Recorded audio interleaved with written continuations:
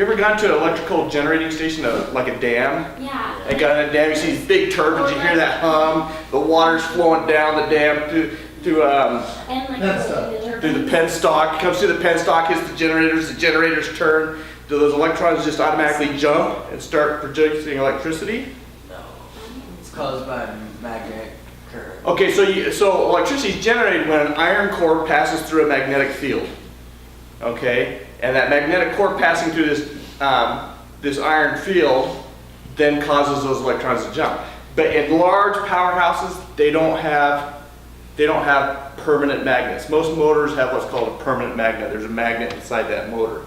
Okay, powerhouses don't have that. It's too big. If you were to move a magnet that big that's in a generating power plant, like a Bonneville or something like that, cars driving by on the road would like that, get stuck to it. I mean, that's a pretty powerful magnet. In a power generating station in a big dam, you got this what's called the rotor turning, and you have the stator, which is the windings around it, and it's just turning. You got water going through it, it's making it spin, and you can induce an electrical field into that to cause that rotor to magnetize itself, and that electricity still does not generate.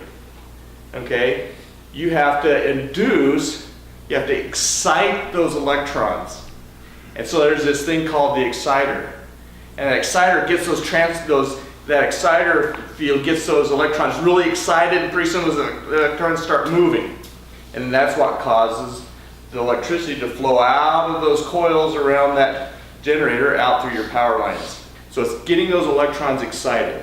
Okay? Otherwise they're just standing there just vibrating.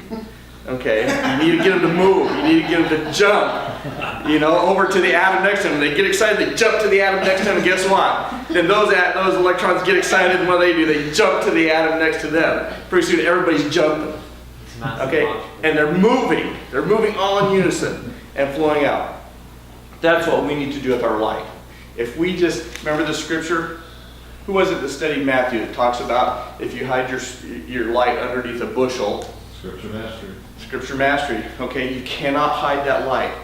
In order to generate electricity, in order to generate light, in order to generate your own light, you need to be active, you need to be moving. You need to be sharing that light with the atom next to you. Okay? So you need to come over and share that light with Michael. Get him excited. Michael's going to share that light with somebody else. You have to share the light in order for your light to grow. How are we going to share that light?